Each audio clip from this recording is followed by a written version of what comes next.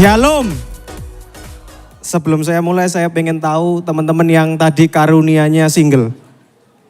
Karunianya single. Angkat tangan yang tinggi, jangan malu, jangan merasa rendah diri. Berarti yang nggak angkat tangan ini sepertinya mau menukarkan karunianya dengan tidak single gitu ya.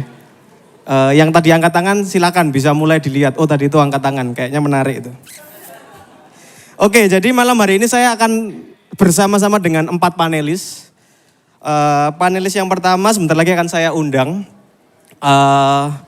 Mungkin sudah mulai bisa bersiap. Saya akan memanggil Lucinda Munandar atau yang akrab disapa dengan Kak Cindy. Silakan masuk.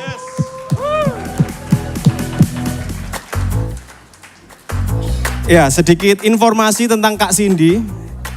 Kak Cindy memperoleh gelar di bidang ekonomi dari Indiana University dan juga mengambil studi tentang anak dan family dari Portland State University. Beliau juga adalah orang yang aktif dan melayani di Vita School Surabaya. Tempatnya saat ini melayani dan memimpin dalam perannya sebagai kepala sekolah. Oke. Kasih tepuk tangan lagi untuk Kak Cindy. Yes. Panelis selanjutnya, panelis kita yang selanjutnya ini karunianya bukan single karena sudah menikah, gitu ya. Saya akan mengundang Pastor Timothy dan Pastor Melisa Kristiana, silakan masuk.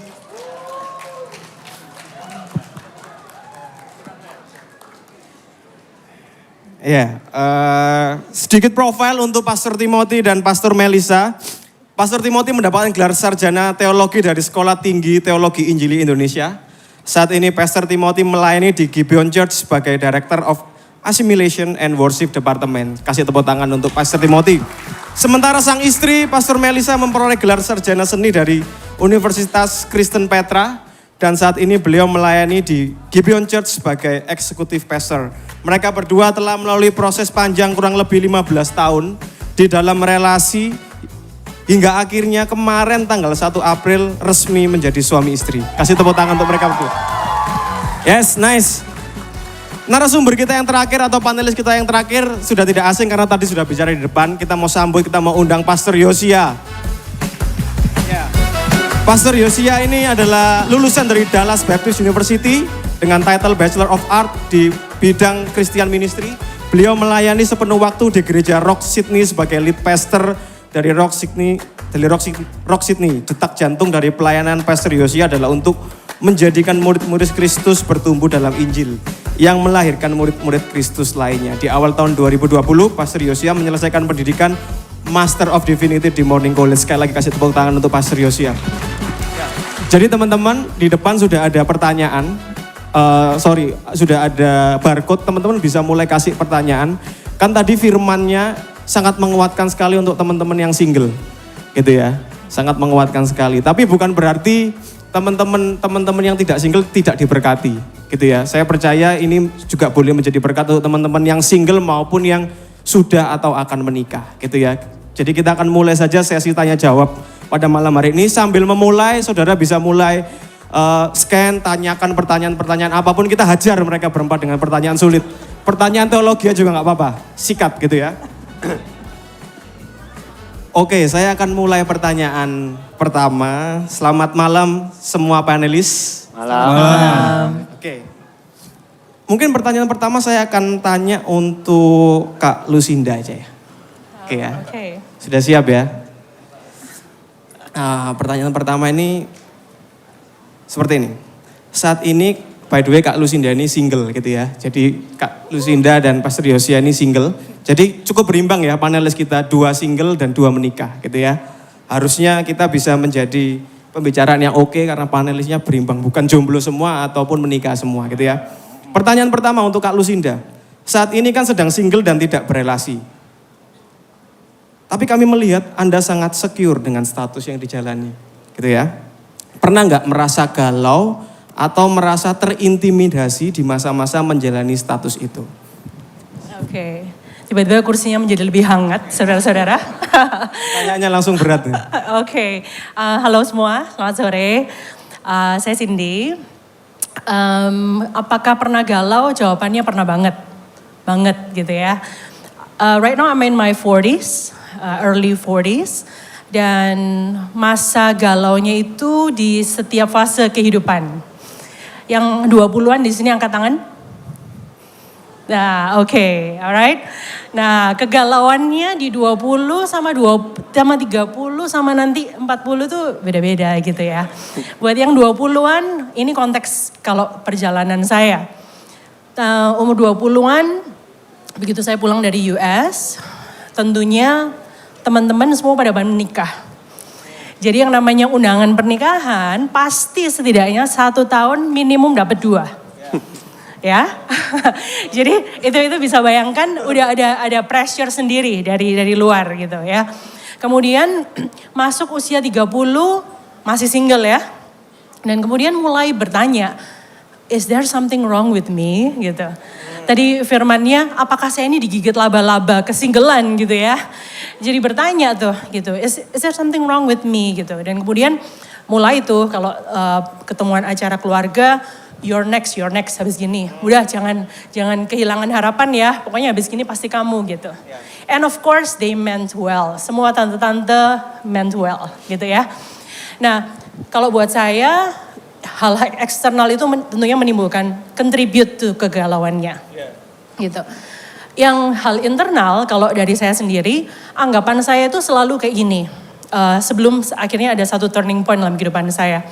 Di mana saya berpikir bahwa it's either or. Either saya menyukai singleness dan artinya saya tidak mau menikah. Atau saya menginginkan menikah sehingga saya nggak bisa enjoy singleness. Waktu itu tentunya itu cara pandang yang salah ya. Gitu. Cara pandang yang salah. Sampai akhirnya fast forward pertengahan 30-an saya mengalami satu turning point. I have to undergo a major surgery. Dan pada saat masa recovery itu, yang kemudian saya baca satu buku gitu.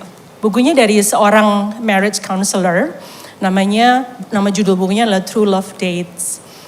Argumen yang disampaikan oleh marriage counselor yang penulis ini adalah begini, healthy people make healthy relationships. Oke, saya ulang lagi ya. Healthy people make healthy relationships. Dan argumen dia adalah untuk supaya kita menjadi healthy people, itu tujuannya, healthy individuals, we need to work on ourselves. Ya, kalau kita di Gibeon, kita tahu bahwa itu adalah karya Roh Kudus yang terus-menerus nyata dalam kita ya. Kita perlu untuk membuka diri, mengizinkan untuk Roh Kudus bekerja. Dan dari healthy people make healthy relationships itu, dia mengajak pembacanya untuk, if you are single, take time to date yourself. Take time to get to know yourself. Kencani dirimu. Ya, ambil waktu untuk mengenal. So this is what I did. Dalam masa recovery pasca operasi, I went to Google. And I asked Google, questions you ask on a first date. And I asked those questions to myself. Saya tanya, siapa sih Cindy ini? Apa sih yang Cindy ini suka? Apa impian saya? Apa hal-hal yang mungkin selama ini juga akan mudah untuk membuat saya ke-trigger?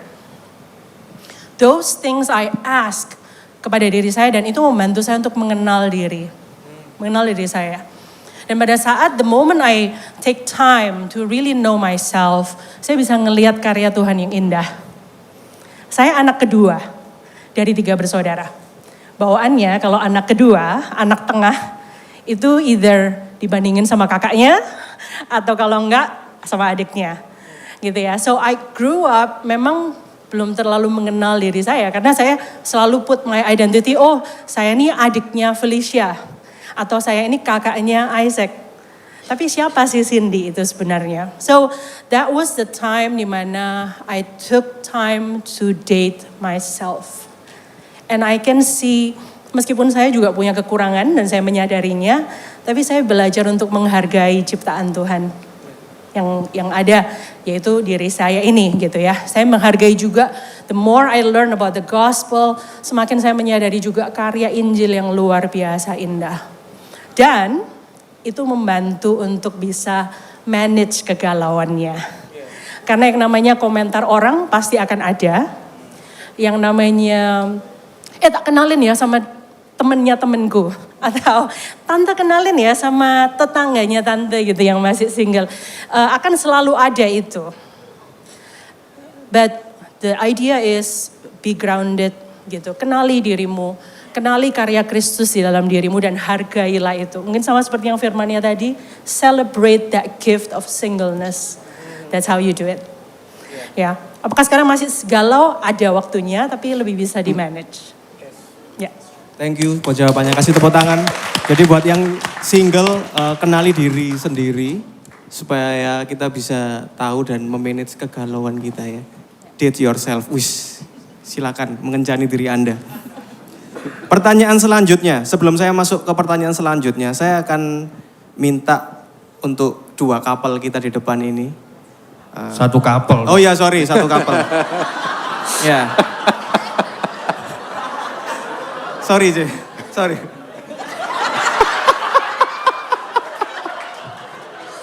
Nggak boleh nyoblangin. Kayak gitu tadi briefingnya. Ya. Artinya lain, ya. Untuk Pastor Timothy dan Pastor Melisa, ini kan baru menikah nih. Pasangan muda baru menikah, kalian pernah menjalani lika-liku pacaran sekian belas tahun. Selama masa itu pernah ragu atau tidak? Apakah, waduh hidup pasanganku ini apakah benar-benar dari Tuhan? Kok sepertinya sulit hubungan ini? Kalau pernah ragu, apa yang menguatkan kalian untuk terus melanjutkan hubungan kalian? Sebelum itu dijawab, mungkin aku minta kasih background dulu. Kotim kira-kira masa lalu percintaannya gimana sebelum akhirnya ketemu Cemel?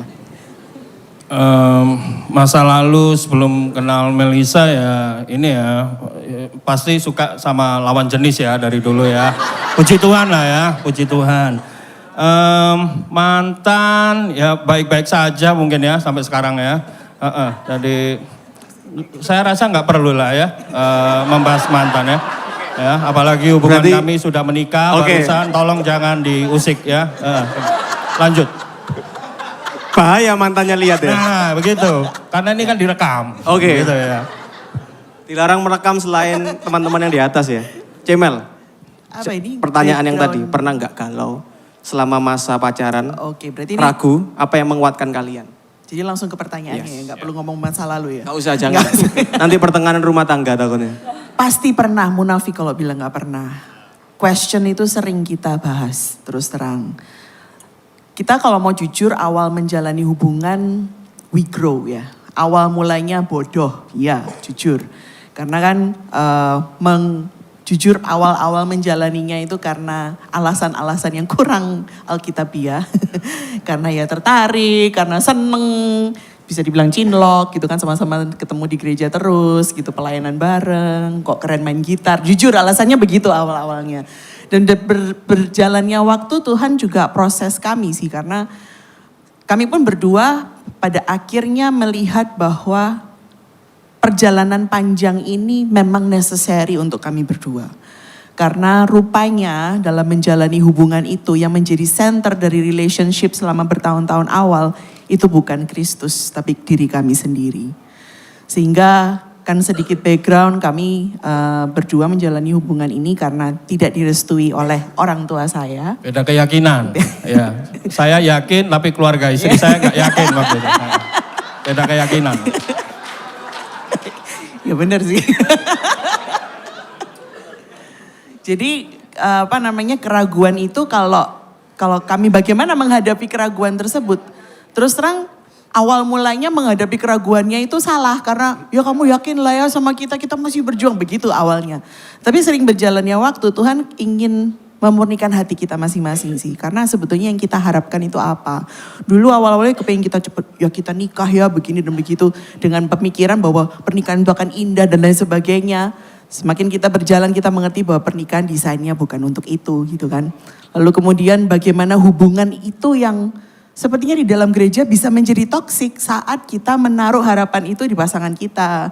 Menaruh ekspektasi itu di pasangan kita. Bahkan intinya kita tidak menemukan contentment itu di dalam Kristus. Sehingga akhirnya relationship ini sempat membuat akhirnya tidak baik untuk satu dengan yang lain. Makanya keraguan itu sering muncul akhirnya. Dan kita sering menanyakan apakah kita ini benar mau dilanjutkan atau enggak.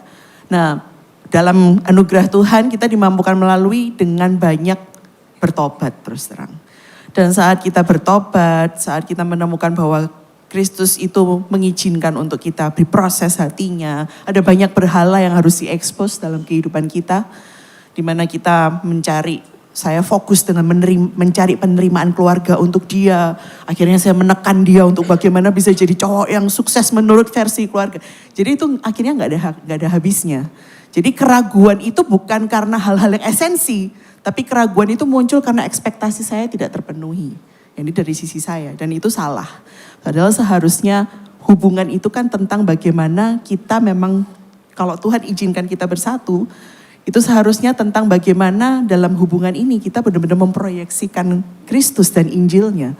Dan saat itu menjadi fokus kita, di mana saat sampai satu titik ya, kita tuh sampai ngomong, ya sudah kalau memang sampai kita gak bisa bersama, ya udah. Kita sibuk dengan apa yang Tuhan mau kerjakan di hidup kita. Plus kita memastikan hubungan kita punya accountability dengan teman-teman seiman yang lain. Itu yang membuat kita tetap sehat dalam menjalani hubungan. Dan tanpa kita mengusahakan, Tuhan yang buka jalan akhirnya. Jadi itu kalau dari sisi saya gitu, kalau dari kamu. Kalau tim. Cukup meringkas ya, 15 tahun. Saya rasa tidak perlu ditambahi. Langsung pertanyaan berikutnya. Itu ringkasannya memang seperti itu. Abstraknya seperti itu. Kurang lebih seperti itu. Alat kamu. Kasih tepuk tangan dong buat jawabannya. Nice. Sambil teman-teman tetap bisa tanya ya, ini ada beberapa pertanyaan ya, udah mulai keluar ya. Pertanyaan pertama boleh saya baca ini. Apabila mempunyai keturunan adalah mandat menurut Injil, bagaimana dengan orang-orang yang memilih child free? Bagaimana pandangan Injil? Wah, ini siapa yang mau jawab ini kira-kira? Bagaimana untuk orang-orang yang memilih tidak punya anak kalau mempunyai keturunan adalah mandat Injil? Mungkin Pastor Yosia bisa menjawab. Enak ya, langsung nunjuk ya. Request minta spesialis yang gampang katanya. Udah aku bilang, aku spesialis pertanyaan gampang. Itu wangil, Rek. Mudah ini harusnya ya. Iya, silakan. Kalau kita lihat dari kejadian, memang kita akan melihat pola bahwa pernikahan itu diciptakan Tuhan untuk beranak cucu dan kemudian kita memenuhi bumi. Nah, jadinya itu adalah sebuah mandat yang diberikan sebelum manusia itu dalam dosa, dan ini sebuah mandat yang kita tidak bisa kutak-atik. Begitu kita mencoba mengutak-atik mandat kejadian, itu berarti kita sudah menentang hukum alam yang sudah Tuhan tentukan dari mulainya. Nah, jadinya kalau kita menikah dan kita berkata kita tidak mau memiliki anak, saya ada dua pertanyaan, nggak bisa langsung berkata, wah salah, tidak. Tapi saya akan berkata, kenapa memilih child free?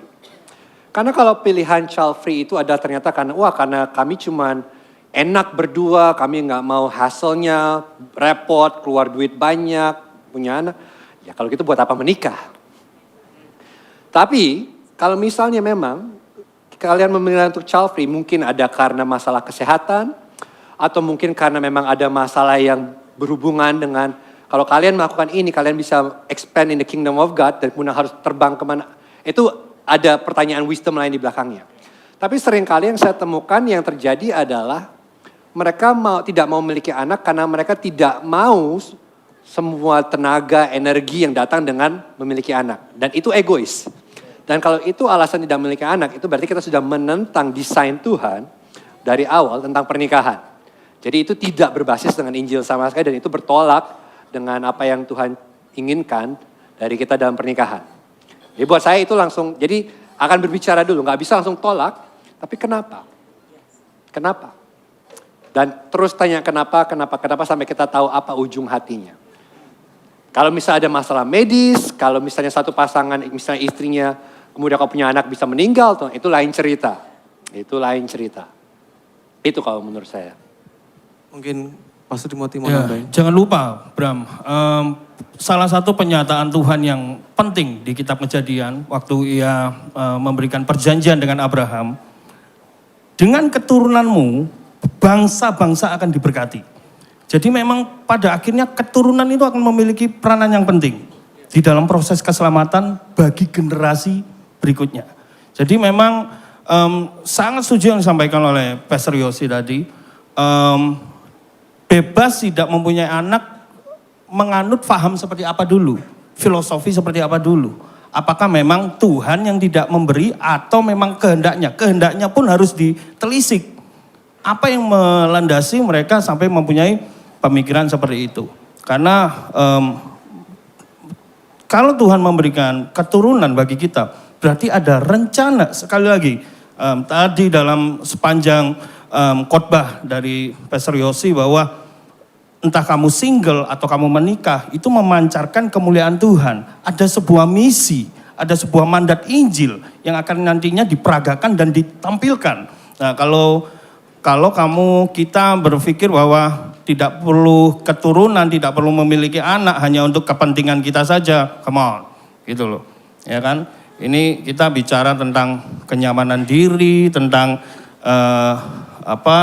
rasa ketidakamanan diri atau itu kita mesti telisik, karena jelas kalau itu berbicara tentang me, I, myself, ya itu tidak, sangat sekali bertentangan dengan firman Tuhan. Perlu ditelisik why-nya berarti ya. Ya. Thank you jawabannya, kasih tepuk tangan untuk pertanyaan yang pertama tadi. Ini ada pertanyaan lagi apa ini? Apa tanda-tanda kalau pilihan singleness bukan berbasis Injil? Apa tanda-tanda kalau pilihan singleness bukan berbasis Injil? Ada yang mau jawab? Mungkin Kak Cindy. That's a very good question. Pilihan singleness, jadi ada unsur memilih untuk single ya. Tadi saya kan kembalikan ke 4 pelajaran yang men-summarize sermon yang tadi. Dimana salah satunya adalah Anda tidak lebih rendah, salah duanya adalah Anda tidak sendirian, yang ketiga adalah stop waiting and start living.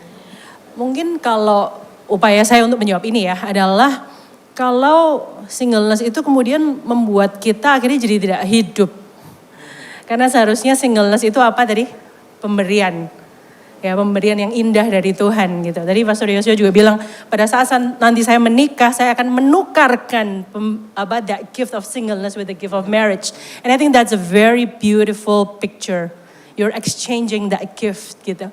Nah, kalau misalnya Injil mengajarkan kita untuk melihat singleness sebagai pemberian, maka celebrate, live life fully. Be in the community yang dimana kamu juga bisa exercise spiritual gift kamu untuk bisa membantu orang lain, membangun orang lain. I want to give a shout out to my care cell leader di sini, care group leader, Daniel and Christy gitu ya, dari Lost and Found.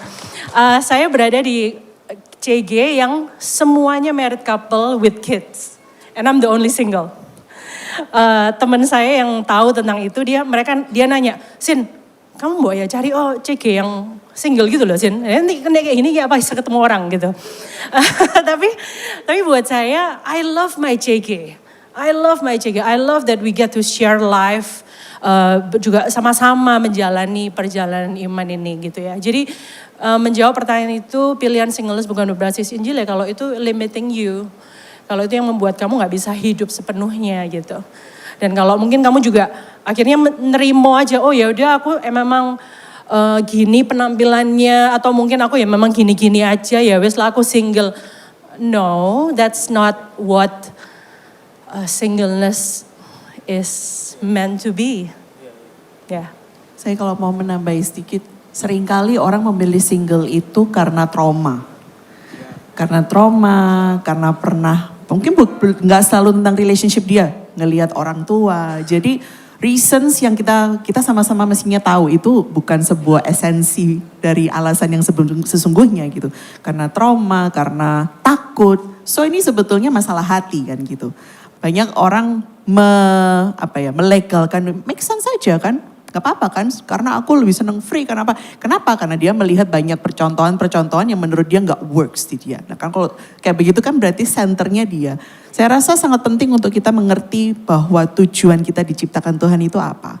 Nah kalau mau itu single maupun di dalam relationship, kalau kita kembali kepada desain Tuhan, seharusnya Tuhan mau kasih kita single atau Tuhan mau kasih kita berpasangan, selama purpose itu terjadi kan it doesn't matter gitu.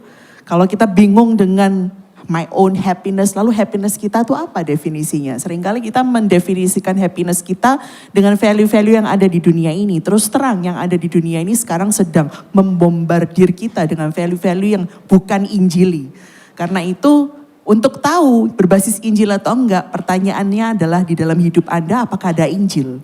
Sehingga kita perlu memastikan bahwa kita memang perlu mengkhotbahkan Injil dalam kehidupan kita. So kita tahu value dalam hidup kita itu apa. Mengapa kita diciptakan, tujuan hidup kita itu apa. Di situ akan menentukan decision kita. Termasuk juga tentang kita memilih pasangan hidup ataupun menghidupi singleness itu sendiri. Karena kalau tidak akhirnya kita hanya mencari apa yang menyenangkan diri kita dan kehidupan kita hanya tentang diriku. Even pada akhirnya masuk dalam relationship, maka relationship itu pun akan toxic dan akan demanding pastinya. Saya rasa itu yang bisa saya tambahkan. Mau nambahin? Sarah sudah jawab bagus sih soal mereka berdua ya. Masih ada banyak pertanyaan lain. Oke. Saya tunggu pertanyaan yang lain aja. Oke. Saya punya pertanyaan tapi nanti saya simpan untuk terakhir. Waduh. Waduh ini.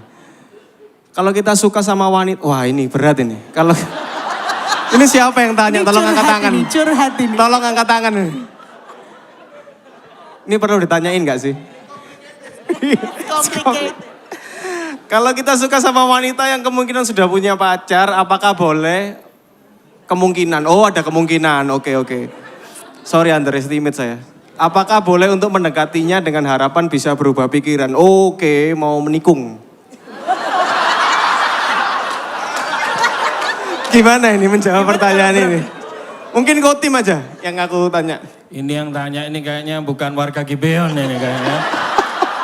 Ini perlu ikut APS dulu ini kayaknya ya. APB perlu ya. Tapi dia bilangnya kemungkinan sudah ada pacar. Dipastikan aja dulu ya mungkin ya.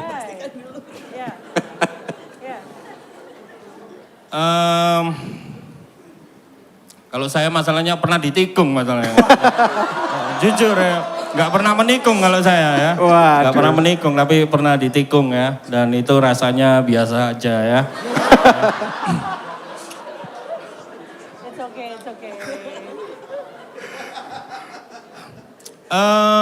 Jadi gini. Ya kalau pertanyaannya kemungkinan sudah ada pacar ya dibuat ini dulu dong, jelas dulu dong gitu loh. Mungkin atau enggak gitu loh. Karena gitu loh teman-teman. Jangan langsung kita itu berpikir oke, hubungan itu harus pacaran menikah. Harus pacaran. Kenali dulu dong gitu loh. Konteksnya dulu dong gitu loh. Mungkin gini loh, kita percaya bahwa kita anak-anak Tuhan ya, apalagi kita yang bisa memahami Injil ya, kita tunjukkan nilai kita kepada setiap orang, semua orang, termasuk lawan jenismu. Tunjukkan nilaimu ya. Jadi misalnya kita pakai kata oke dah, aku setuju dengan kata menikung gitu ya misalnya. Nikungnya itu bukan nikung dengan ekspektasi, ambisi, obsesi, bukan. Tetapi nikungnya itu benar-benar lawan jenismu nanti melihat kamu memang mempunyai nilai. Seperti itu. Kenapa? Loh enggak. Bukan gini. Makanya gini. Lihat dulu, kenali dulu. Kalau memang sudah punya pacar, ya kalian ya tolong ini ya. Karena nggak enak ya, kalau rasanya ditikung itu nggak enak ya teman-teman ya. Tolong. Jangan pancing saya ya, nggak enak ya. Nggak enak, itu untung nggak saya hajar kan gitu kan ya dulu. Ya, dulu ya sebelum mengenal Injil ya, before Injil ya. Jadi saya rasa perlu kita untuk menunjukkan nilai kita, kualitas kita terhadap lawan jenis kita ya. Sehingga dia bisa melihat nilai kualitas yang berbeda. Untuk Anda nanti suatu saat misalnya ya kan namanya masih pacaran toh ya kan, belum sampai menikah toh gitu kan. Kalau menikah jangan ditikung loh ya, beneran ya. Kalau itu sudah nggak boleh ya, bener-bener nggak boleh. Ini kan masih pacaran gitu loh, kita bisa lihat ya kan kedepannya gimana. Andai kata, kalian berdoa aja kalau memang kalian memang suka ya, Tuhan semoga putus gitu ya. Andai kata putus, Andai kata putus, ya, lawan jenis Anda akan datang kepada orang yang tepat. Ya, dan saya harap itu adalah Anda dengan kualitas Injil. Anda dengan kualitas bukan ingin menguasai lawan jenis Anda atau calon lawan jenis Anda. Tetapi Anda yang sudah memiliki kualitas nilai Kristus dalam hidup Anda. Anda yang sudah penuh dengan Injil. Anda yang sudah berdamai dengan diri Anda. Dan Anda tahu bahwa Anda sudah didamaikan oleh penebusan Kristus. Dan waktu lawan jenis Anda melihat itu, nah itu ya, Anda bersyukur. Karena itu yang saya alami, istri saya pada akhirnya melihat nilai itu ya dalam diri saya ya. Gak gitu ya Beb ya, betul ya. Ya, puji Tuhan ya. Jadi kalau ditikung jangan, tapi ditunggu boleh. Sambil didoakan putus. Tadi. Ya ini repot kalau moderatornya juga jomblo kayak gini. Ya. Ya. Memastikan jawaban. Konteksnya teman-teman ya, konteksnya ya. Bisa jadi ini pertanyaan titipan dari sang moderator. Saya pikir juga gitu tadi ya. Mungkin. Ya oke. Saya ada satu pertanyaan tapi tadi kayaknya diwakili tadi. Ini pertanyaan yang atas ini. Bagaimana menurut Anda tentang HTS? Seberapa penting status dalam sebuah relasi? Jadi kepastian, kita ini apa? Teman atau pacar? Siapa yang mau jawab? Ini gampang loh, ini gampang. Kayak susah ya? HTS enak, rawonnya di Malang, apa Lawang itu enak itu, HTS itu. Rawon ya. HTS, oke. Iya, Enggak. tempat Tes HTS. hati tetap setia maksudnya. Hubungan tanpa status. Saya nggak suka ya. Kalau saya pribadi, karena nggak ada clarity. Sedangkan kita dalam hubungan, kita tahu persis bahwa apa yang Tuhan inginkan dari sebuah hubungan. Yaitu Tuhan menginginkan bahwa hubungan itu untuk memuliakan nama Dia, mencerminkan kasih Kristus kepada gerejanya. Jadi Tuhan itu kita tahu, kita temukan Tuhan yang penuh dengan kejelasan. He is never confused, bukan gray. Jadi kalau kita berada dalam sebuah hubungan dengan pria atau wanita dan kita tidak memiliki purpose, kita tidak memiliki tujuan, dengan kata lain kita sudah itu hubungan tidak memuliakan Tuhan karena tidak punya tujuan, dan juga pada saat bersamaan hubungan itu mau dibawa kemana, nggak ada tujuannya. Jadi itu hanya buang-buang waktu dan itu hanya menyakiti hati dan hanya akan memakan hati. Jadi untuk apa? Jadi lebih cepat. Saya mengerti biasa zaman sekarang memang sedikit berbeda ya. Zaman sekarang itu memang banyak orang, ya kami pegangan tangan, kami pergi makan, tapi kami bukan pacaran. Ya itu apa namanya? Ya lebih baik, lebih bijaksana, lebih cepat diperjelas. Apa ini? Jangan sampai kalian sudah sebulan, 2 bulan tetap seperti itu. Itu tidak membawa kejelasan untuk kalian sendiri, untuk pasangan kalian, dan itu tidak mengasihi pasangan kalian. Karena kalau kalian melakukan itu, pasangan kalian sendiri pun tidak tahu ini mau kemana. Dan itu akan menyakitkan. Kalau tiba-tiba, loh aku suka sama cewek lain, kan kita belum jadian. Kita menggunakan alasan itu, kita menyakiti hati orang lain, dan itu sangat bertentangan dengan value-value yang kita lihat dalam Alkitab. Jadi lebih baik cepat diperjelas. Jadi status itu sangat penting, bukan hanya penting ya. Jadi status itu sangat penting, karena begini, dengan mengetahui statusmu, kamu akan tahu bagaimana kamu seharusnya sewajarnya untuk bersikap, bro. Karena begini, kalau memang statusmu teman, ya seharusnya kamu membangun keakraban, membangun komunikasi, membangun hubungan dalam konteks teman. Jangan kamu teman, ya ini ranahnya akhirnya PHP, tapi model temennya kayak orang udah pacaran. Repot ya kan? Kayak orang udah pacaran, pegang tangan ya kan? Terus ini teleponan sampai ini azan subuh gitu kan? Ini teman atau gimana gitu loh. Ini kita konteks lawan jenis ya. Sama, kalau statusmu pacaran atau tunangan, bangunlah gaya komunikasi, keakraban, membangun suatu hubungan dalam konteks pacaran atau tunangan. Jangan kayak orang udah nikah gitu loh. Pegang sana, pegang sini, cium sana, cium sini ya kan. Gigit sana, gigit sini, repot. Dan juga, kalau gitu akhirnya kan begini. Oh berarti kalau udah nikah, bebas. Nah ini salah juga. Ingat pernikahan di dalam kekristenan itu adalah pernikahan kudus. Konteksnya membangun hubungan, membangun komunikasi di dalam konteks pernikahan kudus. Jangan kayak pernikahan orang sekuler, ya kan? Pakai dilumuri lilin, ya kan? Pakai borgol, pakai, ya kan? Pakai busana, suster ngesot gitu. Nggak usah gitu loh. Yang nggak tahu nggak apa-apa. Nah, Yang nggak tahu gitu nggak apa-apa. loh. Jangan cari tahu. Status penting. Status penting. Di situ kita bisa bersikap dengan sewajarnya gitu ya. Ya tadi borgol jangan diana ya. Jawabannya cukup clear ya untuk pertanyaan HTS ini. Kasih tepuk tangan buat jawabannya dong. Nice. Ini pertanyaan selanjutnya. Jadi single atau menikah itu pilihan hidup kita atau kedaulatan Tuhan? Wah ini ada pertanyaan kedaulatan Tuhan ini. APS ini. Silakan. Ini reform banget ya ini pertanyaan. Siapa yang mau jawab?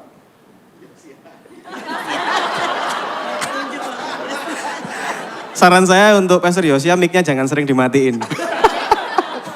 Jawabannya dua-dua. Dua-dua. Karena di ulangan 28 atau 28, 799 lupa, itu berkata bahwa hal-hal yang tersembunyi itu milik Tuhan. Yaitu kita tahu bahwa segala sesuatu yang terjadi di dunia ini terjadi dalam kedaulatan Tuhan. Jadi dalam kedaulatan Tuhan, dia sudah tahu apakah saudara akan menikah atau apa saudara akan menjomblo seumur hidup. Dia tahu. Permasalahannya kita tidak tahu. Dan rencana Tuhan walaupun Tuhan berdaulat, tetapi rencana dia itu unfolding. Yaitu dengan kita hidup, pelan-pelan kita akan mengetahui apa rencana dia. Nah jadinya apakah single atau menikah itu pilihan atau kedaulatan Tuhan? Dua-dua. Tuhan sudah menentukan, tapi karena kita tidak tahu, adalah bagian kita kemudian untuk meminta apa yang kita inginkan. Dan kita lihat, kalau memang itu terus terjadi dan kedaulatan Tuhan berkata kita single, ya kita tetap akan single. Kita tapi tidak, tujuan kita adalah bukan mencari tahu kedaulatan Tuhan, tujuan kita adalah menghidupi apa yang Tuhan sudah tunjukkan kepada kita dalam firman Tuhan.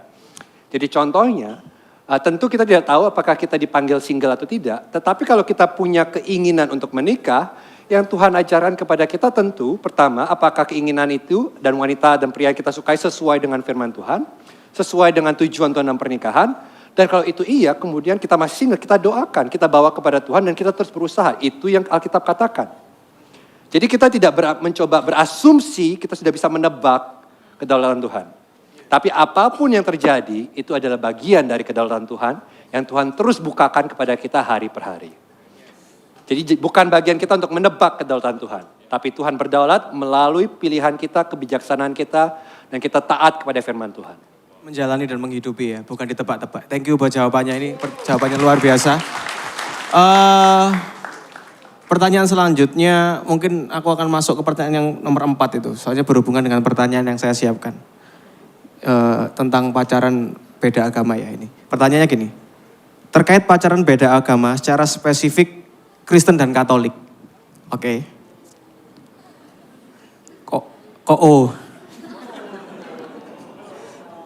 Bagaimana kita harus menyikapinya? Prinsip atau sudut pandang apa yang bisa menjadi pertimbangan? Ada yang mau jawab?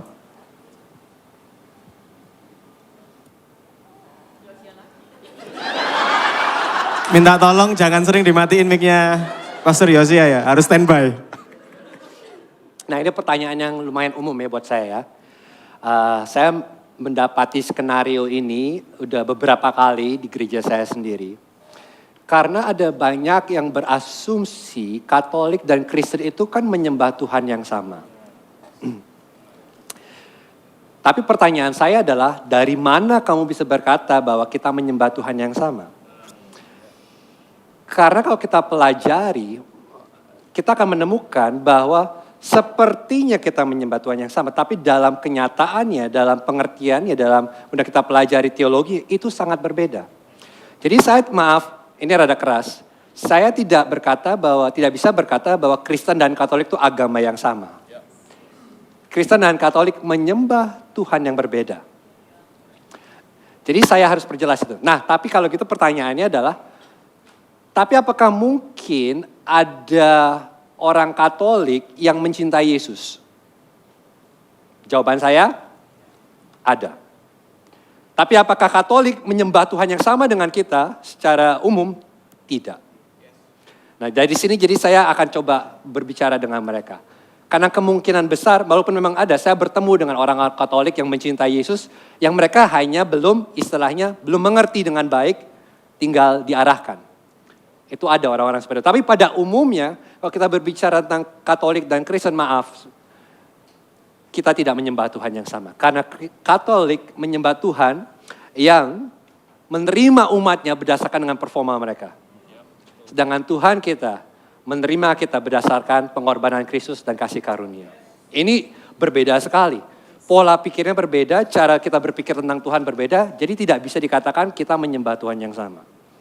Jadi kalau kita pakai Katolik, kita berpikir seperti itu, maka kita bisa berkata bahwa Katolik itu sama seperti agama lain. Tentunya kalau begitu, kalau kita tidak bisa diizinkan untuk menikah dengan agama yang lain, Katolik akan termasuk dalam kategori itu. Pastor Timothy atau Melisa mau menambahi? Karena saya sendiri melihat ya, baik dalam menjalani sebuah relasi maupun masuk dalam pernikahan, kita akan banyak sekali berbenturan dengan pasangan kita. Dan yang bisa membuat kita akhirnya mendapatkan rekonsiliasi, menemukan bahwa jalan ke depannya seperti apa, itu Injil yang menjadi jangkarnya. Nah, bagaimana mungkin kita menjalani hubungan itu tanpa memiliki fondasi yang sama. Jadi kalau misalnya kita menjalani hubungan dengan beda agama, prinsip apa yang mau kita ikuti gitu. Kebenaran apa yang menjadi dasar dalam setiap pengambilan keputusan, dalam menyikapi sesuatu. Kelemahan-kelemahan kita pasti akan muncul. Dan kelemahan-kelemahan itu hanya bisa dihadapi dengan kita memandang salib Kristus. Karena kalau tidak, yang ada adalah kita akan merasa kurang dimengerti. Yang ada adalah kita kecewa karena dia kurang begini dan kurang begitu. Nah kalau misalnya agamanya berdasarkan performa, yang ada adalah semakin menuntut dan semakin menghakimi. Tetapi saat kita memandang salib Kristus, maka kita akan bisa memberikan anugerah. Karena kita sendiri sudah diberikan anugerah sama Tuhan. Akan sangat berbeda dalam menjalaninya. Tidak mungkin kita bisa punya sebuah hubungan yang sehat kalau kita tidak memiliki fondasi Injil yang menjadi jangkar dari hubungan kita. Saya rasa itu. Skopnya saya kecilin sedikit ya. Kalau itu benar, berarti bukan hanya kita harus selektif, nggak boleh pacaran dengan orang yang tidak seagama. Tapi bahkan kita harus mengerti pentingnya teologi kita. Karena teologi itu akan menentukan cara kita mengambil keputusan, cara kita bersikap, cara kita memakai keuangan kita, cara kita mendidik anak, itu semua lahir dari teologi kita. Jadi tidak penting sekali, bukan hanya karena kita berada dalam satu gereja, pasti bisa. Kita harus melihat apakah orang itu memiliki teologi yang sama. Karena kalau salah satu pertanyaannya kan, gimana kalau orang itu ada di gereja lain? Pertanyaannya bukan gereja lain atau tidak. Pertanyaan apakah mereka memiliki teologi yang sama dengan kita atau tidak. Karena kalau dunia kita berputar tentang Tuhan, kita mengerti Injil, bahwa Kristus adalah pusat kehidupan kita, tapi mereka datang ke gereja, mereka rajin ke gereja, tetapi teologi mereka tentang Tuhan akan memberkati aku, ini semua tentang hidupku, ini kedua bertemu, gak akan ketemu juga. Jadi bukan hanya berbicara boleh pacaran dengan gereja lain, denominasi lain atau tidak, bukan itu pertanyaannya. Tapi apakah kita memiliki hati teologi yang sama? Apakah kita benar-benar menghidupi kehidupan ini bagi Kristus? Kalau itu jawabannya, mau di gereja yang lain, mau denominasi yang lain tidak masalah. Tapi kalau saudara ada di gereja yang sama, tapi saudara memiliki teologi yang berbeda, itu permasalahan. Cuman aku mau tanya tentang yang sudah masuk dalam relasi ya. Tadi kan dibilang tanpa memiliki cara pandang yang sama tentang Tuhan, akan ada masalah waktu berrekonsiliasi gitu kan. Nah, aku mau tanya kepada Pastor Melisa dan Pastor Timothy yang sudah masuk dalam hubungan. Rekonsiliasi Injil itu gimana? Bagaimana Injil itu menjadi pusat dari rekonsiliasi kalian? Kan kadang-kadang waktu kita berantem sama pasangan, kadang kan jalan keluarnya ya udah kamu gini, aku gini atau gimana. Itu kan kadang-kadang sering jadi cara untuk menyelesaikan masalah. Tapi bagaimana Injil itu menjadi pusat dari rekonsiliasi kalian? Oke. Tapi ini kan konteks batasannya adalah yang berbeda denominasi atau berbeda agama, bahkan tadi secara spesifik dijelaskan oleh Pastor Yosi. Jujur Bram, kalau sudah dari sononya beda pemahaman teologi, susah. Kita mau ngomong Injil bagaimana susah.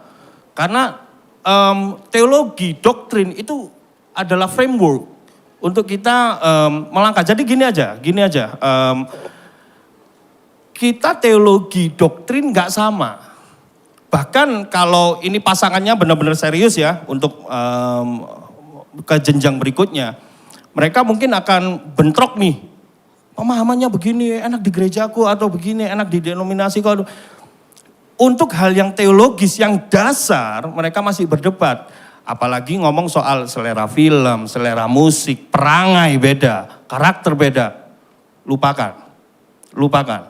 Jadi tadi menurut saya sudah sangat jelas Pastor Yosi. Memang akhirnya begini loh teman-teman. Makanya sebelum membangun relasi itu benar-benar kita kenali dulu. Pahami dulu gitu loh. Ini bukan soal, jadi gini.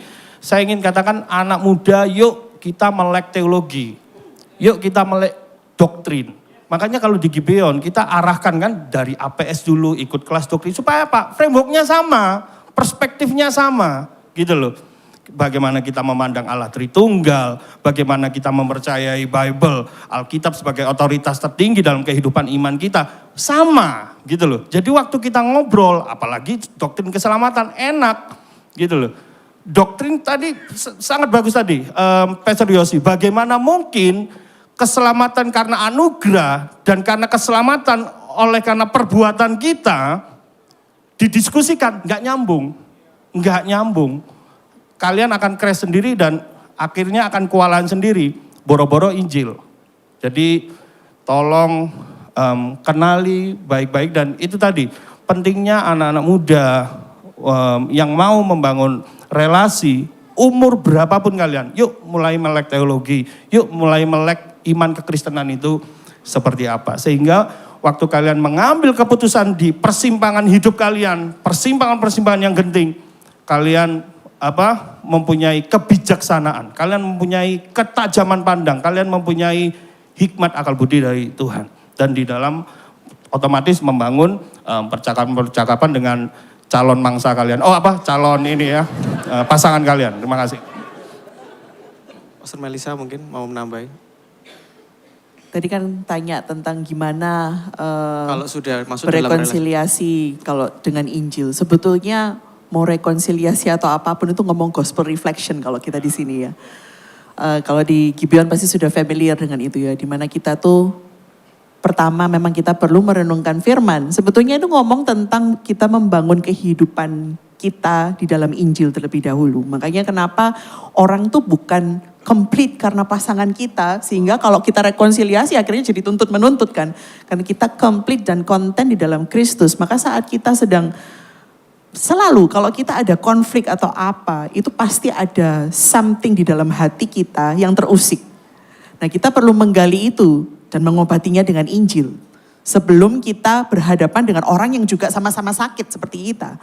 Kalau kita sakit, ketemu sakit dan kita tidak berurusan dengan obat atau yang menjadi poros harusnya, maka kita akan semakin menyakiti. Karena itu biasanya kami pasti nomor satu harus melakukan perenungan Injil dulu. Bertobat, menyadari salah saya di mana. Walaupun kadang di dalam konflik ya, aku merasa tidak salah gitu. Kadang-kadang kan kita begitu tuh. Sering. Kok curhat ya? Nah tetapi tidak mungkin selalu yang namanya it takes two to tango gitu ya. Selalu ada peran saya salah di mana, dia salah di mana. Dan kalau dalam rekonsiliasi yang di dalam Injil, maka kita tidak sedang menuntut hak kita dan kita tuh benarnya di mana. Karena yang menjadi goal adalah bukan siapa yang benar. Tetapi bagaimana kebenaran Injil itu menginsafkan kita. Kita punya salah di mana. Tuhan sedang membersihkan apa lagi dalam hati kita. Maka di dalam rekonsiliasi yang dimuliakan bukan tentang aku wis ngalah loh ya, bukan. Tapi kita memuliakan Tuhan karena apa? Aku bertobat, dia bertobat, di dalam pertobatan itu kita hancur sama-sama di hadapan Tuhan. Jadi itu sangat indah jadinya. Akhirnya yang dimuliakan Tuhan bukan hebatnya kami sebagai pasangan. Itu sih kalau bisa share. Luar biasa jawabannya, kasih tepuk tangan. Ini pertanyaan terakhir ya berarti ya. Udah ya, oke. Kalau gitu saya akan mengundang lead pastor kita, Pastor Mike, untuk menutup kita dalam doa.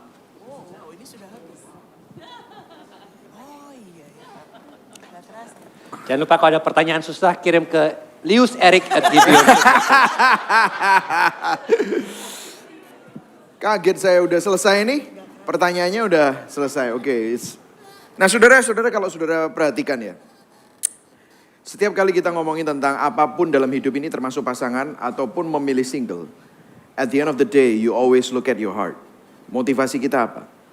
Waktu saudara masuk dalam sebuah hubungan atau saudara mau stay single, selalu kembali kita harus mentelaah apa yang ada di dalam hati kita. Itulah sebabnya firman Tuhan bilang di Yeremia bagaimana liciknya hati, jahatnya hati, dalamnya hati, siapa yang tahu? Well, Tuhan tahu. Nah disinilah kalau saudara yang sudah menikah, sudah punya pasangan, pacaran atau tunangan, what are you seeking in that relationship? Apa yang saudara cari? Dan kalau saudara masih single, saudara udah belajar tadi, singleness ataupun marriage, dua-duanya pemberian Tuhan. Dan kita semua mempunyai karunia singleness kalau belum menikah. And it's not less, saudara nggak lebih rendah, saudara sama berharganya. Kristus mati buat saudara, supaya saudara didamaikan dengan Allah pencipta langit dan bumi. Yang terpisah dari kita karena dosa. Sekarang saudara sangat berharga. Bukan karena saudara berharga sebenarnya. Tetapi karena Kristus yang sangat berharga itu.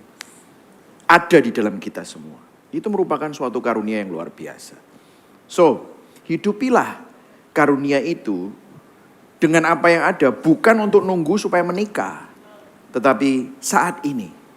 Kalau saudara yang anak-anak youth, teman-teman youth, live your life in such a way that ini titipan. You have time, you have opportunity.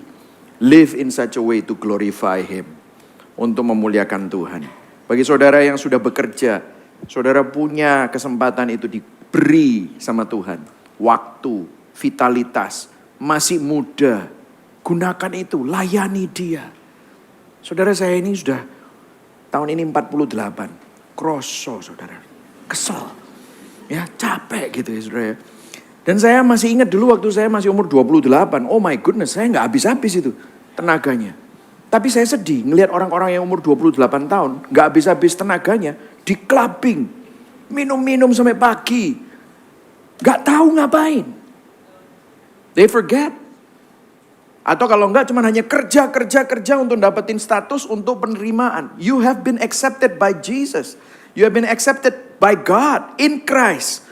Itu adalah penerimaan yang tertinggi. Itulah saya berdoa supaya saudara menghidupi ini semua dengan suatu motivasi yang sudah dikalibrasi oleh Injil. Nah ini ada pertanyaan bahasa-bahasa yang selalu kami kumandangkan supaya saudara dikalibrasi. Amin saudara ya. Jadi hari ini katakan pada kanan kirimu, kamu berharga meskipun kamu jomblo. Ya. Alright. Mari sama-sama kita bangkit berdiri. Yes. Ya.